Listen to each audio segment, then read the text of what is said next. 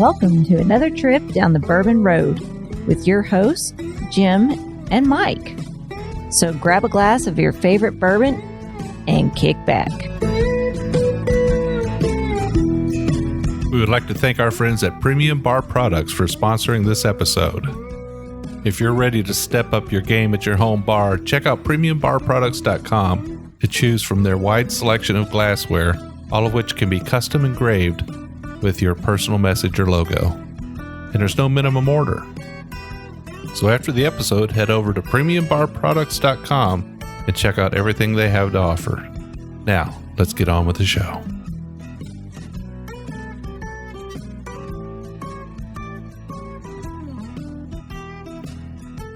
Hey, this is Big Chief from the Bourbon Road, and I'm here in Oklahoma City, Oklahoma today. Flew out here, spending the weekend with my baby brother. He works out here after he retired from the Marine Corps. So we thought we would sit down and do a little tasting for him. We went out and found a couple of bourbons, one local and then one from our home state of Texas. We thought that'd be nice to try. But the one we're going to start out with, Mitch, is Hochatown from down near Broken Arrow. Here is, I guess that's southeastern Oklahoma. So this right here is a really young bourbon, less than 2 years old. It's 80% corn, 10% rye, and 10% malted barley. It really looks light in the bottle, everybody. It's a young bourbon, $50 MSRP at the distillery, and I found it over here in Oklahoma City.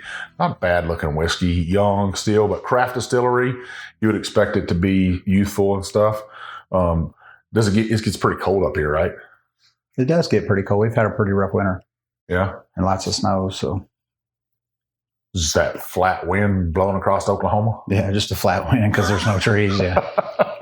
Well, that would make it young. Well, let's nose this thing. What are you getting? In all honesty, it smells like a Coke, like a Coca-Cola if you had it open, if you were sniffing over the top of it. All right. Like that sweet smell you get from a Coca-Cola. I get a lot of corn in this. I get that kettle corn cooking at a fair. Not a whole lot of rye on this. Maybe it's just because it's got that 10% in there. What are those? Corn puff cereal. You know what I'm talking about? Pops? Yeah. I think are they called corn pops? Yeah. I get that corn pop cereal smell. A lot of youth on this.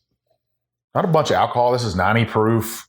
They have this in single barrel too. That's $100. I didn't want to pay that much for a single barrel for $100. It's less than 2 years old. If it was like 8 years old or something like that, I might pull the trigger on it.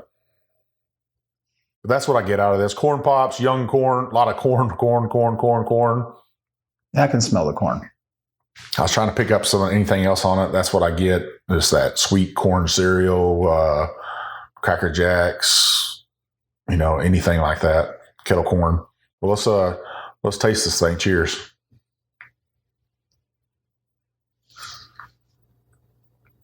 I still get that corn pop cereal on the taste. Super sweet. Kind of rolls back on your tongue a little bit. Get a little bit of peppery on it. It's pretty nice, actually, for a young bourbon. I'm quite surprised. It's not off-putting or anything. You don't get no magic marker or anything like that. What do you get out of it? It does taste, you can taste the corn in it whenever you drink this. And the only reason why I say that is we made some moonshine recently, and I tried to sample the mash after we made our moonshine just because it looked good, and it tastes, the corn was really, really strong. You could still taste the sugars in it, and you can taste it in that. So there shouldn't be any sugars in there. There's all that corn. It's just the sugar in the corn, That corn taste. Yeah. Like a starchy taste. So you served how many years in the Marine Corps? 23? 23. And then you retired. Yep. And now you work for Pratt & Whitney. What's Pratt & Whitney? What do they make? They make jet engines, plane engines. They started making Pratt & Whitney began as making replaceable machine parts and weapon parts for right before the Civil War and on into the Civil War. And then by the turn of the century, they were starting to make airplane parts, and it became another group bought the name of Pratt & Whitney, and we've made airplane engines since. When I think of Pratt & Whitney, I think sounds like a laundry detergent from the early 70s. Oh, I know. A lot of people think it's Dunder and Mifflin or paper company or like Briggs and Stratton, like a lawnmower company, but it's not. Yeah. It's airplane engine. So, or lawyers, I guess a lawyer's office or something, somebody had two names. You don't see a lot of companies out there anymore with two names. That's kind of cool that that history that goes back before the Civil War, and the company's still around today. Mm-hmm. So was that hard transition going from the Marine Corps to working for a corporation? Yeah, it was, as far as having to be your own HR in the military to go into Pratt & Whitney where you had to use HR. And I think it was personnel management was probably the hardest part for me, because there's a certain structured way we do things in the military. If somebody says, get something done, we go and get it done. In Pratt & Whitney, you can't just direct somebody to do something. They won't say, aye, sir, 2 bags full.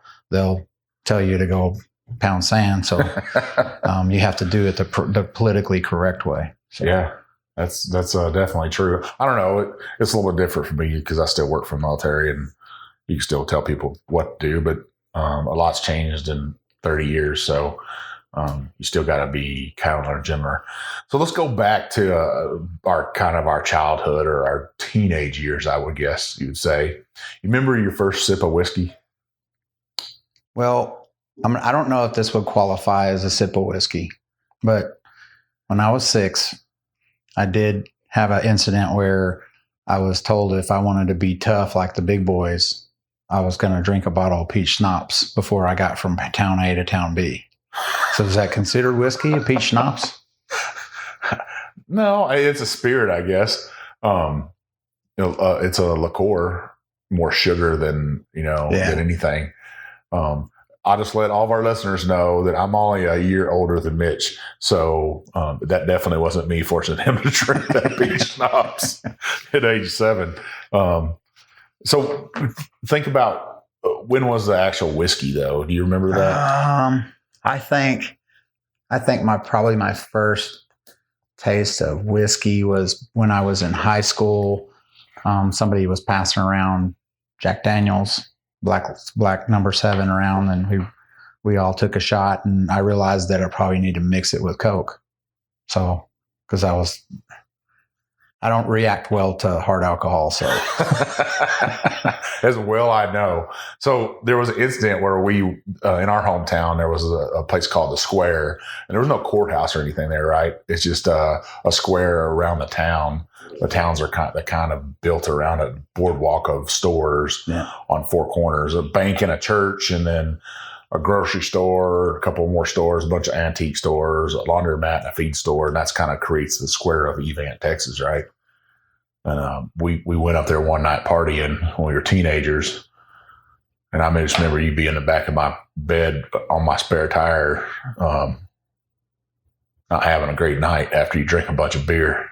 Yeah, I vaguely remember that because all I did is work. I mean, there's nothing to do in Evant except to fry fish on Friday night and drink. So I worked a lot. I mean, because that was the one thing that, I got addicted to money. But that one time that I was off, I remember somebody showed up with Keystone Light to the Square, and we all got obliterated. And by the end of the night, Mike didn't tell you about this part, is the law showed up to the Square, and all of a sudden everybody starts putting beers on tires, and that's not my beer. I don't know who was drinking that beer. And somehow I escaped the getting a minor in possession. And after all was said and done, and the law got through getting everybody citations, everything, we all decided to drive home drunk. They just told us to get home. They just gave us MIPs, but they told us to get home. So I ended up in the bed of Mike's truck. Now, I worked at the Cowpoke Cafe, and I always got free hamburgers there, and it was a huge hamburger. So I ended up finding most of my hamburger and his spare tire in the bed of his truck as we rode home. Oh, Jesus. So I think I told that story about that night before on the show. Only people that got minor in possession that night and distributing to minors was me and my best friend Larry. Yeah. Because me and you used to hang out with these two boys. They're Kruger boys, right? Mm-hmm. Robert and Larry, and they were kind of cut from the same cloth as we were. Good guys. Great guys. But me and Larry had hauled hay that day. I think we did like 1,000 bales that day, and that's a lot of hay, right, in a day to haul. We got our money. I think you make. We talked about this on this trip. I think 75 cents about a bale. 75 right? cents a bill is what we got for those square barrels. Yeah. So we had a little bit of cash in our pocket, and at the time, me and Larry could walk into a beer store in Texas and buy beer, and I'm just the guy that bought all that Keystone. Yeah. But that was a great night and stuff. Even though we had to pay our fines and stuff, still great memory. Maybe not a great memory for you that night and stuff, because I remember that kind of set you back in drinking a little bit, right? Yeah. You didn't want to. You're like, I ain't drinking no more. Yeah, it did. I think whenever I was younger, I didn't like the taste of beer. I wasn't real sure about it because I wasn't exposed to it a whole lot. But the Holland Hay story, I do have a little bitty thing I'd like to share with Holland Hay. Okay, let's hear it. And you know how we were talking about how this Hochatown smells. To me, it smells like Coke a little bit. Well, a lot of times what Mike and I would find ourselves doing as free labor for our stepdad at the time, hauling hay during the summer. He's going to haul this field, he's going to haul this field, and me and Mike would load it, and he'd haul it somewhere and sell it and keep all the profits. Well, the only pay that Mike and I got was he would stop at a local store and buy us a Coke and a candy bar. So we would all load up in the truck. And of course I was youngest, so I had to sit in the middle while Mike had a window to himself and our stepdad had a window to himself. Now, mind you, our stepdad is a tobacco chewer, the big Levi Garrett or Red Man. And he kept his bottles in the seat. So it's hot. It's a hot summer day. And we were going from one town to another out on a flat stretch of highway, and we're pulling this big old loaded up thing of hay. So you can imagine after we've both hauled this hay and stacked it, we're just dead tired after we got our Coke. So I put my Coke in my seat.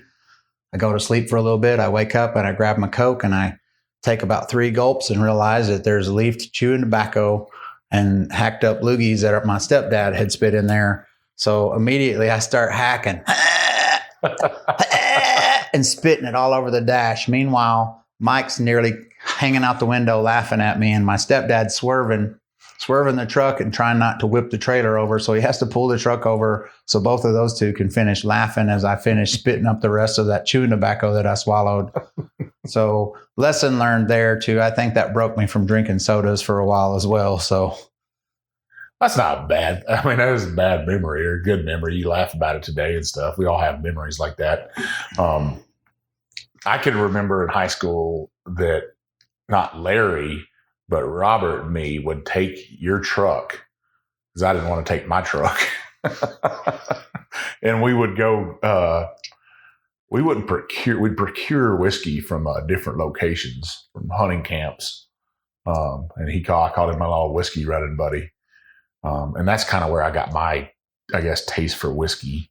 And I had some of those moments too where I drank too much whiskey in high school, but I still had that taste for whiskey and a love and respect for it. I didn't learn until later on that you just don't drink it straight out of a bottle and started mixing it. And today you still drink whiskey, right? You drink it. How do you drink your whiskey? Well, what I do now, and I have a taste for Gentleman Jack. I like that sweet taste that it has, and I know that it's probably mixed with something, but it has a nice sweet taste to it. It's not and I don't want to offend any whiskey drinkers out there, but Jack Daniel's number 7 to me tastes like it's been filtered through charcoal. It just has a really strong taste for me. So I found that Gentleman Jack is a lot smoother taste, but what I'll do sometimes is I'll cut it with Coca-Cola, and I'll get one of those solid balls of ice and drop it in a cup and drink it. And it's wonderful. So I think that probably does offend some whiskey drinkers, like the purist, whiskey nerds, as I like to call them, people that think they are better than they are. But truth be told, the master distillers, the distillery owners, they don't care how you drink your whiskey. They just want you to buy it off the shelf. Now, I tell you this, and I might have told this story on a podcast before, but when I made chief in the Coast Guard, me and my wife went down to Jack Daniel's, and as a surprise, we did like a private tour there, and she had them engrave a bottle of Gentleman Jack for me with my date of rank and chief hide on there, and it is a nice bottle, and it had a Coast Guard emblem on there. So I had saved that bottle, not opened it. I was going to save it for a long time, and I put it inside of our bar. Big mistake. I should have hid it somewhere. But we were out of town. I don't know where we were. We were on vacation in Mexico, I think, and you needed a place to stay in St. Louis. And I said, yeah, just go ahead, man. Stay at our house. That way you don't have to pay for a hotel or anything. So I come home from vacation. First thing that didn't work was my TV. I couldn't figure out how to get my TV back on. I was like, that dude broke my damn TV. And then I go to get something, whiskey or something out of the bar, and I see that bottle of Gentleman Jack, and it's almost completely gone. I mean, how many days did you stay there? 2 days. We went to a football combine for my son. So. And you tore that Gentleman Jack up, didn't you? I did. I still have the bottle to this day, but I think it's got like a small pour of whiskey left in it. So, warning to you, if you're going to have family members come to your house and you have a sentimental bottle of whiskey that you don't want drank that's been engraved or signed, and you want to keep it back there for collectible. And I say I don't collect whiskey, but if you want to have that bottle and you want to have it for a long time, make sure you hide it from people like Mitch so they don't drink it. Well, this whiskey right here, Mitch, it's young. For $50 though, if you're coming to Oklahoma and you're wanting to get a whiskey from Oklahoma, I would say this is a good whiskey to get. It's distilled here. The grains come from here in Oklahoma. Well, I don't see where they're growing grain here though. I didn't see no grain fields while I was here. All I saw was a bunch of dry stuff and dry trees. Yeah, I think you'll see a lot of out in western Oklahoma City. Once you get out of the city, you'll start seeing all the fields open up. And even, east, west. Once you get up north by Kansas, I guess. Oh, yeah. You'll start seeing that. And then out west, even out going towards the Panhandle, you're going to see all of that. Good farm country out there. But Oklahoma City, most of it is sucked up by buildings and stuff. So there isn't a whole lot of agriculture that you'd see here. And there's also crop rotation. You got to remember, we were the part of the center of the Dust Bowl. Yeah, you'd have to have crop rotation, which brings me to another point. I'd like to see the small distillery try to use some wheat. That's kind of weird to me that they don't have a wheat. Most Texas bourbons have wheats. And on the second half of the show here, we're going to actually drink a Texas bourbon that I'm pretty excited about. So yeah, keep listening to us, and we'll be right back. Well, you can't drink whiskey without glassware, and Mike and I are extremely pleased to have a sponsor like Premium Bar Products. Premium Bar Products offers direct-to-consumer the finest whiskey glasses, cocktail glasses, and bar tools with your own personal engraving.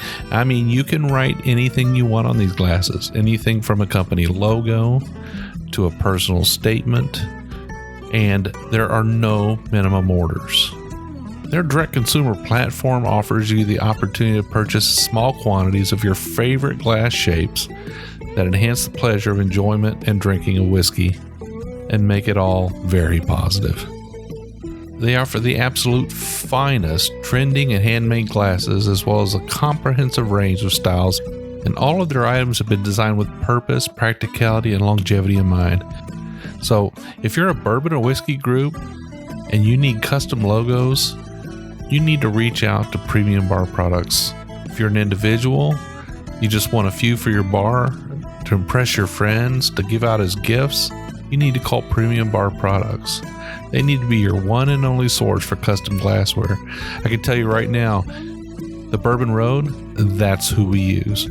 Janie and Carson and the team there at Premium Bar Products will take care of you. They'll treat you like family, and they'll take care of you with every order. All right, listeners, we're back for the second half of the Mike and Mitch storytelling podcast. No, seriously.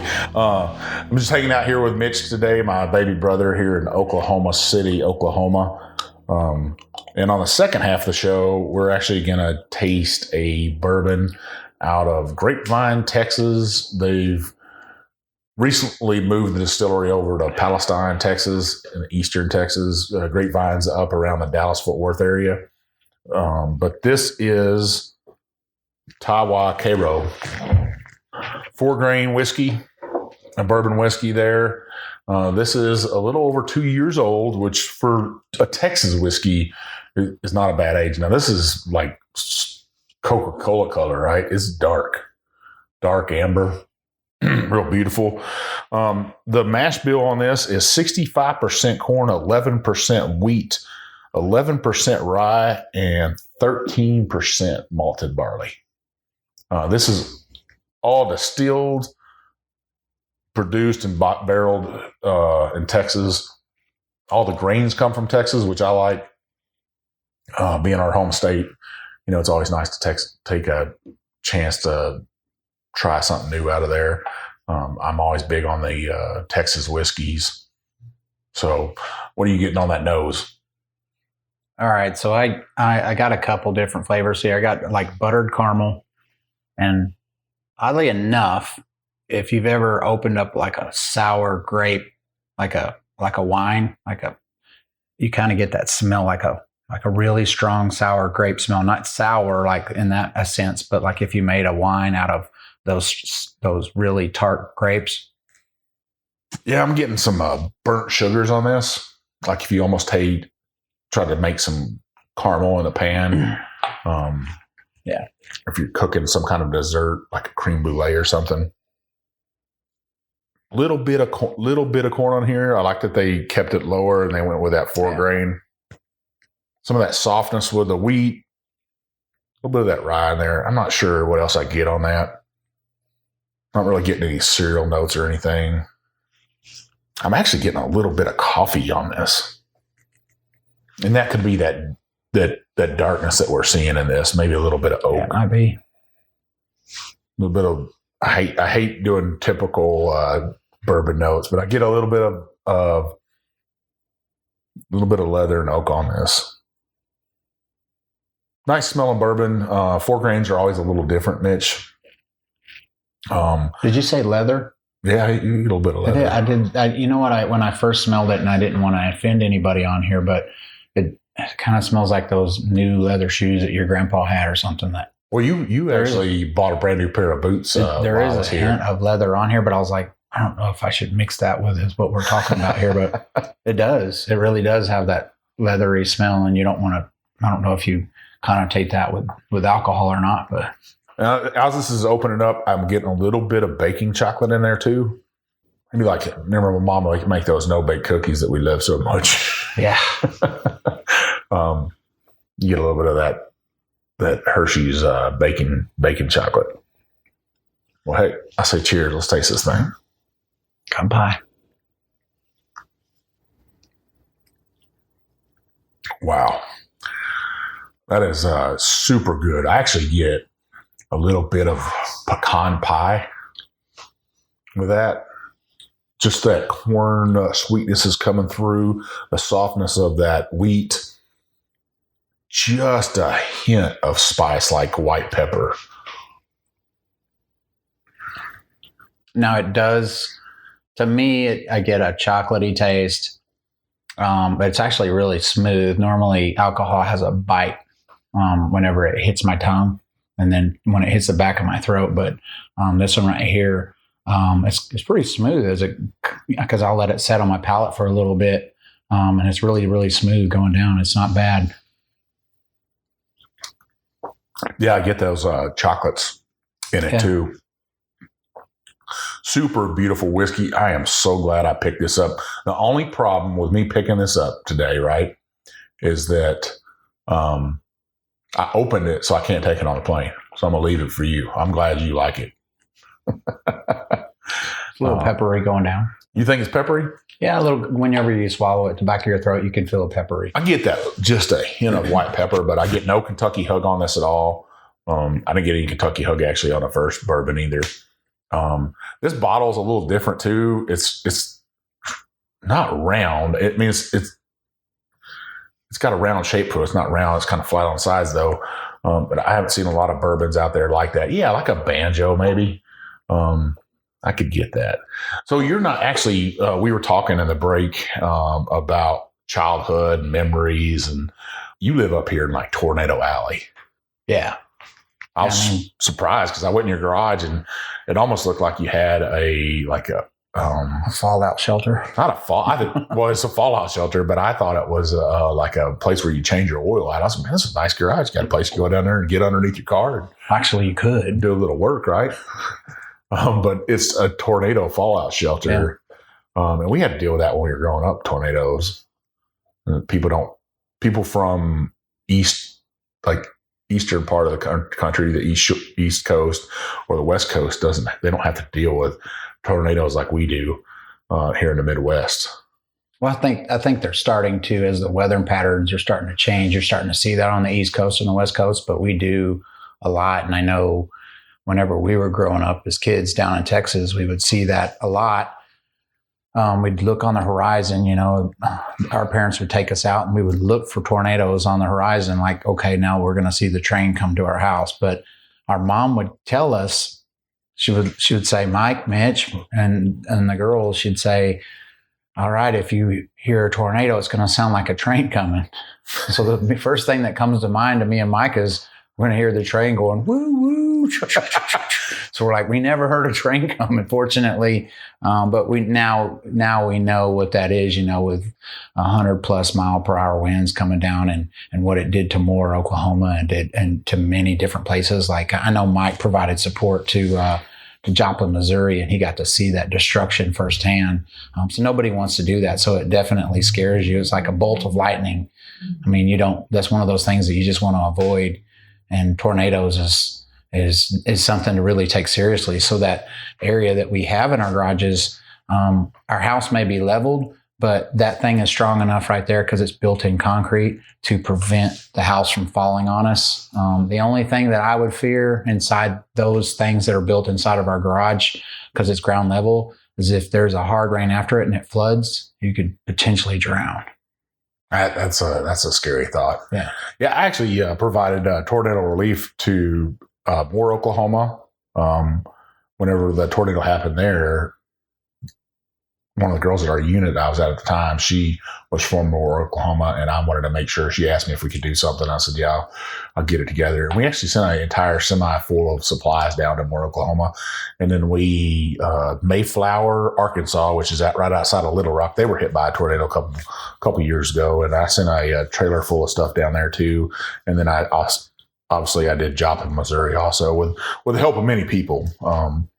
But so Mitch, another great talent you have that I'm super proud of you. And I wish that you would have not been in the Marine Corps and you got to kind of lived out your passion. And I won't say you're not too old to live out your passion, but you're a pretty damn good singer too, right? Yeah. And you play the guitar a little bit. Yeah. You think you play any whiskey songs for us? Probably not today. You don't think you can? No, I don't think I can. You don't know. Do you know all the any whiskey songs today? You don't know. You don't know Tennessee whiskey? No, not all of it. No. You don't know the whole thing? No. Well, not strumming it. But. If you follow me on Instagram or you follow me personally on Facebook, make sure you check out one of the videos I'll post of Mitch singing at a club while we were down here. You went out and sang some David Allan Coe song. Mama Tried, right? No, it was Never Call Me By My Name. Never Call Me By My Name, yeah. Yeah. When you were saying that about hearing the train coming, I was actually thinking about Johnny Cash. and him singing his song, Folsom Prison, and I could hear that train coming. In my mind, whenever Mama said, "Hey, you're going to hear a train coming," I was like, "Man, maybe Johnny Cash will be singing."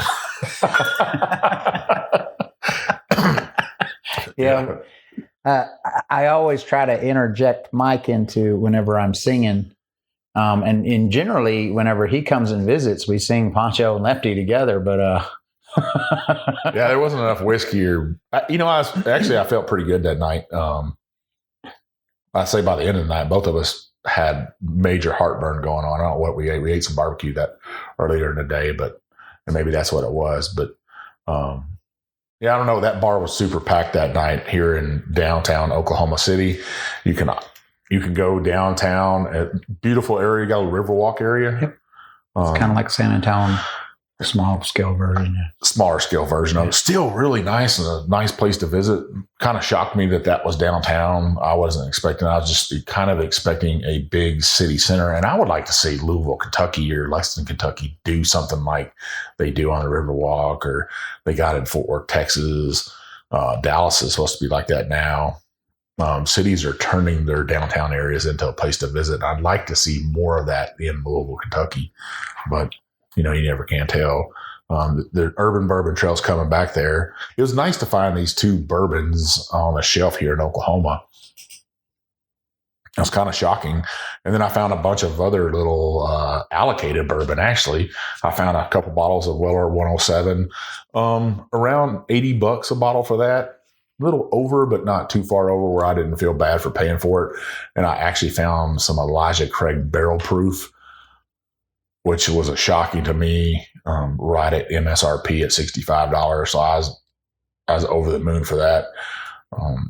It was nice. We had opened a Weller 107 the other night and let our baby sister taste some of that. I don't know if she even tasted any. She wouldn't taste it. I think she's allergic to alcohol. She'll turn red. So she turns redder than the label on the Weller 107 here. So yeah. Well, this is actually a really decent whiskey. You got to go on the interview where I did at Balcones episode, and you come pretty much stumbling out of that place because they just poured the whiskey for us. Poured the whiskey, treated us great. Even after the episode was over with, they took us outside to their hospitality tent at the time they had outside, and gave us a bunch of drinks out there. We were just having a good time over there. But it's nice to see these expressions coming out of Texas like this.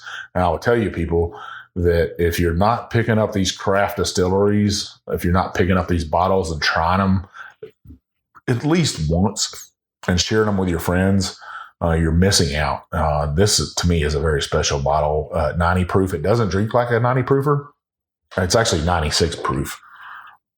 It doesn't drink like that. I would say it drinks right in the 100 range, but it's not super hot.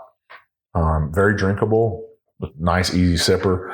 I got to give these guys a thumbs up, Mitch. Now, would you think that, I know that a lot of Kentucky people might say, no, the Bourbon Trail begins and ends here, but would you feel like that there's some smatterings in Texas? I mean, I know that you talk very highly of some of the bourbons that you drink down in Texas, from Texas. They're just still there. Where do you feel like there's kind of a pattern? It's not I wouldn't say it's pattern. The Texas whiskey trail is growing, and the whiskeys there are gaining more respect. Whereas Iron Root this year, 2020, actually beat out Rebel Yell 10 year as Bourbon of the Year for World Whiskey Awards. That's some high praise. People are starting to see that Texas, I think it should actually be its own category of whiskey. It's just that special to tame that Texas heat. They're very dark. They're very chocolatey. Some people say they're too oaky. I don't get a whole bunch of oak in this. Did you? No, not at all. It's not that overpowering oak where you would get it out of like a 17 or 20-year-old Kentucky bourbon. And I think bourbon drinkers need to understand, yes, great bourbon does come out of Kentucky. Some of the world's best bourbon comes out of there. That doesn't mean at some point Texas whiskeys aren't going to rise to that level. Kentuckians been doing bourbon since 1790s, earlier than that, really. Yeah. Texas has only been last 20 years is all they've been doing whiskey. So did they have a little bit to catch up? Heck yeah, it takes a while. If you took me and you both have a great love for football, right? Mm-hmm. Just when we get together, we'll talk about football. We call each other every day, and usually some of that conversation will roll around football, what's going on in either college football or the NFL or even sometimes high school football. And it's kind of like a Division I football team or a Division II football team saying, hey, we're going to move up and we're going to play Division I football. They don't hit it out of the gates and win a national championship that first year, right? Yeah. It would take them how many years to get to that point? Potentially several. I mean, you've got, but then again, there might be one or two of those bourbons there that pull it out, like Boise State, and they're beating top tier teams, like yeah. that. And to me, that's Iron Root, where, Texas bourbon and Texas whiskey, they don't have to wait as long for their whiskey as Kentuckians do, really, for it to age.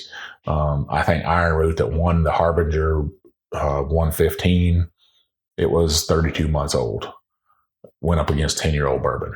Yeah. And it's actually darker than that 10-year-old bourbon. I've brought several people to my house. Now, this right here, listeners, I'm telling you how dark this is. And you'll see the photos I took of this. This is some dark stuff. It's like Coca-Cola dark. Yeah. I'm super impressed with this. I'm so glad I bought it. I'm so glad I'm leaving it here for you. And I'm glad you're starting to appreciate whiskey as a whiskey drinker. You start tasting and sipping on a little bit different, and you don't get that big bite. You don't shoot it back. We were actually talking to Merrick, your son, yesterday about it. He said, well, maybe I need to reapproach whiskey in a different way. And I would tell people that if you've had a bad experience with whiskey, approach it from a different way. Go to a tasting and learn how to taste whiskey.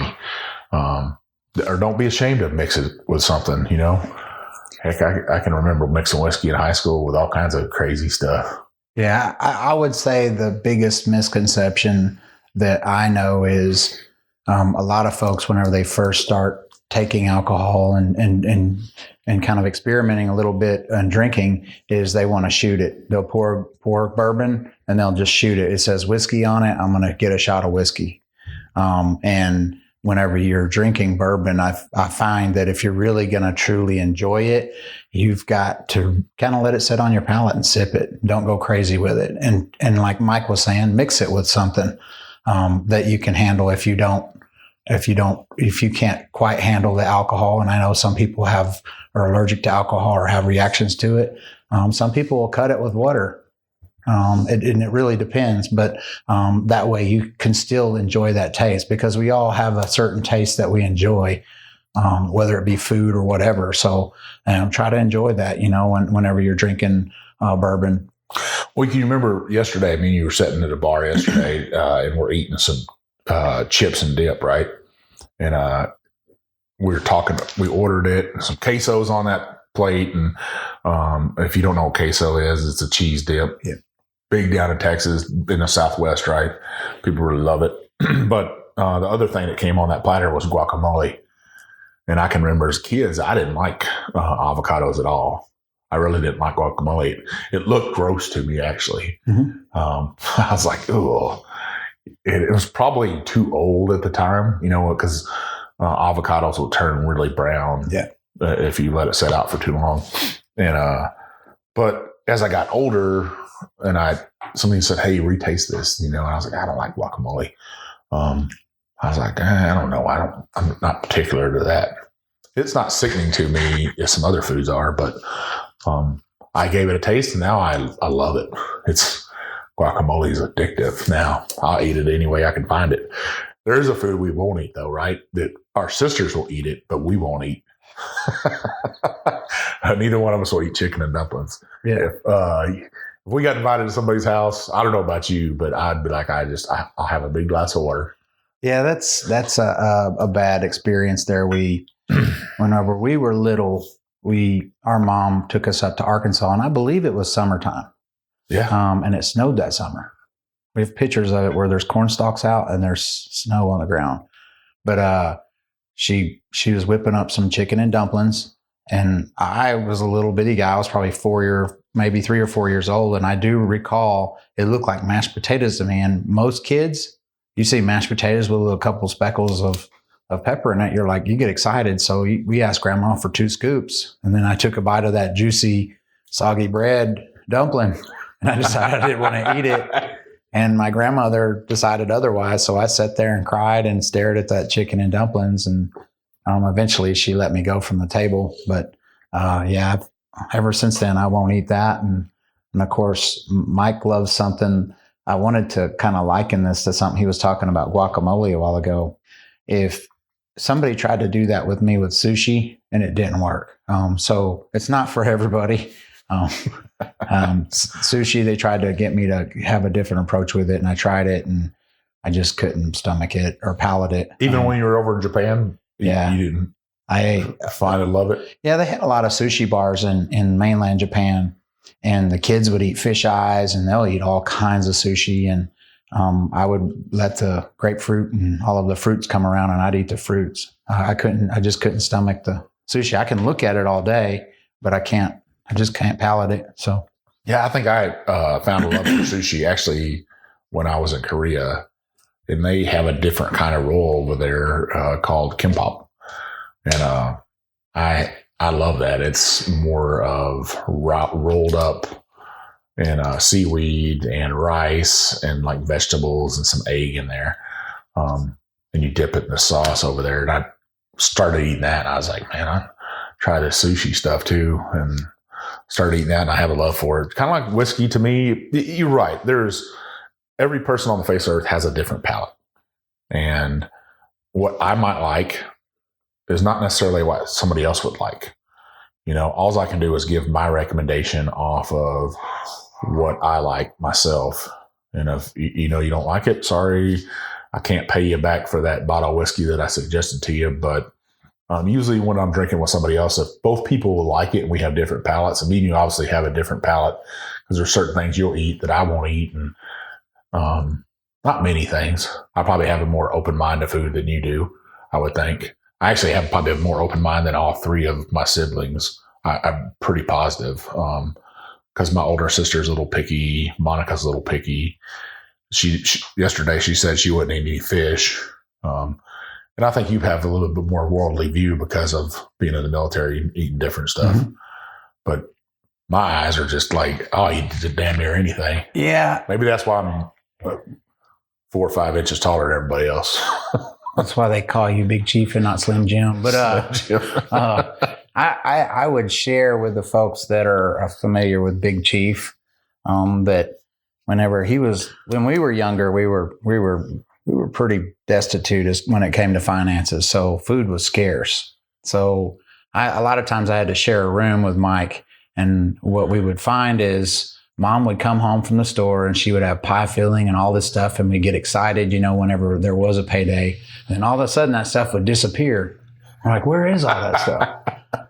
And then lo and behold, whenever we finally did clean our room, we'd find the empty pie filling cans and everything inside of Mike's closet. So he would snack up that stuff.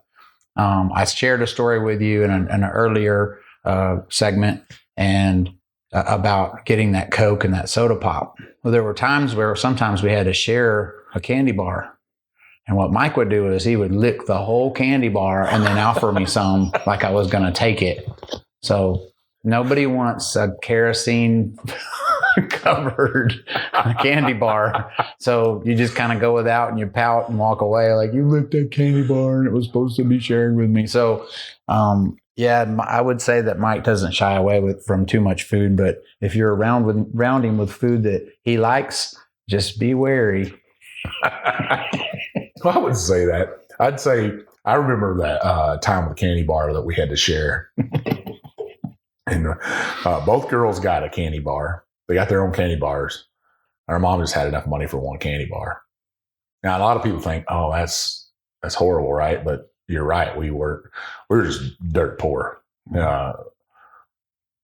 Some people might look at us today and say, oh, you came from money, or you came from this, or you came from that. And that's the one thing I'm so proud of you about is, we could have easily been in different situations in our life, both of us. But we picked ourselves up from our bootstraps. We both joined the military, and people were like, "Oh, you had it so easy joining the military."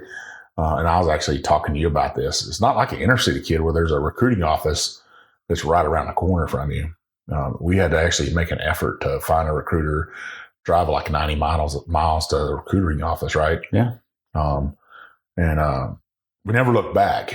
Sometimes it's like being in prison, I think. You stay in the military 23, 24 years, and you just keep looking and think, man, here's my release date. Here's my release date. I can make it another year. You get to 20 years and you're like, all right, and I can make a couple more years of this. I've did this long. But we made it ourselves, came from dirt, nothing. And actually, you have a photo that I gave you in your spare bedroom of me and you as little kids, and you can almost see how poor we were in that photo, like just skinny as rails, little bitty guys. I think we were probably 10, 11 years old in that photo, and neither one of us are small men today. And that, I would say, the military gave us that. They gave us that work ethic. Not so much because we also talked about our stepdad and something good that he gave us. I think it was just that we had to work. We didn't have any choice. So yeah. I always liken it to that movie Holes.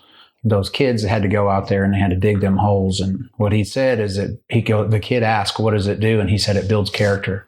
And I think what it did for us, even though we did a lot of free labor, we learned a lot of trades. We learned Mike he's an extremely good welder. I know that he's probably out of touch with that now, but he was in high school. I mean, I bragged about it, and was in awe with it. But we also had, building fence, building barns. We had that craft, working around the house and helping people, hauling hay. We knew some of those things, as far as when it came to farming and stuff. But one of the things that we kept in mind, because a lot of kids will say, well, here's that security, is I'll just stay here the rest of my life and I'll do this hard labor. Well, what you've seen these two farm kids, we realized that life exists beyond the city limits of this town. And we picked up and said, you know what, I'm going to take a chance on this and go out into the military and see the world and have an experience. And we took advantage of that.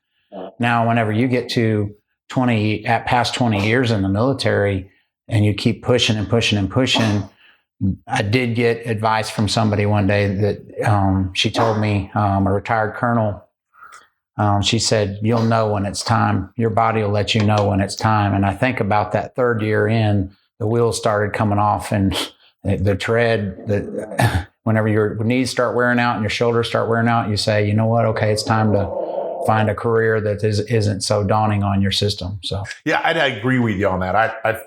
I think at that 20-year mark, the wheels had already come off. I was probably running on four flat tires.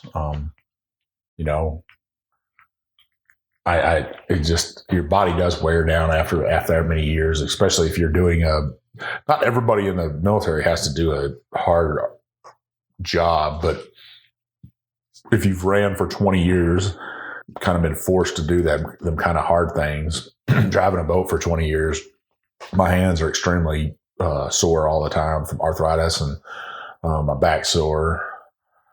I'd say I was 6'5" at one time, but I've never been 6'5". 6'3", but still, I still hurt every day when you wake up and stuff. And but I'm still proud as I can be of you and your military service, and it's just a joy to come down here to Oklahoma, sit down, drink some whiskey with you. We drank just a little bit of beer too, though, didn't we? Yeah, just a tad bit of beer. We had a good time down here. Got some great whiskeys to bring back with me. Just a follow up on the two whiskeys you drank. One from in here in Oklahoma, Hochatown. I think that's how you say it. I don't know. I called the lady. She kind of explained it to me a little bit. The owners were supposed to call me back. Hochatown. I think that's how you say it. 90 proof, $50 for the bottle. Probably more of a mixer for me right there. $50, that's hard to do. But if you from Oklahoma or come to Oklahoma, you want to get Oklahoma whiskey, I'd say pick that bottle up. You're not going to go wrong. The second whiskey we drank, second bourbon out of Texas, Tahwahkaro. Man, what a great bottle for $50. I'd say grab it all day long. We actually have a cast strength, and I'm going to be bringing that back to Kentucky. Me and Jim are going to be doing a review on that. So make sure you look for that. Mitch, you don't have any social media, do you? You're just a private fellow. I don't. I'm really private, so you'll know whenever I do. Well, you can find the Bourbon Road on all social medias. You can find us on Twitter, TikTok, Instagram, Facebook, and YouTube. Make sure you give us a follow there. You can go to our website, thebourbonroad.com. On our website, you can see our articles, our reviews. You can buy our swag. Make sure you go on there, check it out. If you have any great ideas for shows, you can leave us a comment on there about what would be good for a show. Or maybe, hey, what we're doing wrong and what you want to see us correct. I do know, I say a lot, so I've tried to correct it. I can't, just to let you know. Check out that website. Our swag's on there, the Bourbon Bullshitter t-shirt, our Bourbon Road shirt, cap, and our glasses that we're drinking out of today. Make sure you check out those. On Facebook, we also have a private Facebook group called the Bourbon Roadies. 1,600 people strong in there. They're like a family to us. You got to answer 3 questions to get into that group. Are you 21? Do you like bourbon? And do you agree to play nice? Because we don't tolerate any rudeness. That saying comes from what movie, Mitch? Lonesome Dove. I don't know. Yeah, you're right. Woodrow McCall said that in Lonesome Dove. We just want everybody else to be able to drink something in there, post photos of something. If they have a starter whiskey they've just started with, that's their first bottle they're proud of. If they're going to a craft distillery. If you don't like that craft distillery, say, hey, it's just not for me. That's all you have to say. You don't have to bring them down for what they're drinking. If they want to mix it with Coke like Mitch does, we want them to be able to do that. We want them to be part of our family. We want to raise everybody up. Me and Jim always says, rising tides raise all ships. That's what our group does. Go in there, become a member. You also get 10% off any of our swag if you're a member in there for 2021. So you want to do that. You can find us on social media. Jim can be found at jshannon63. I'm One Big Chief, and we'll see you on down the Bourbon Road.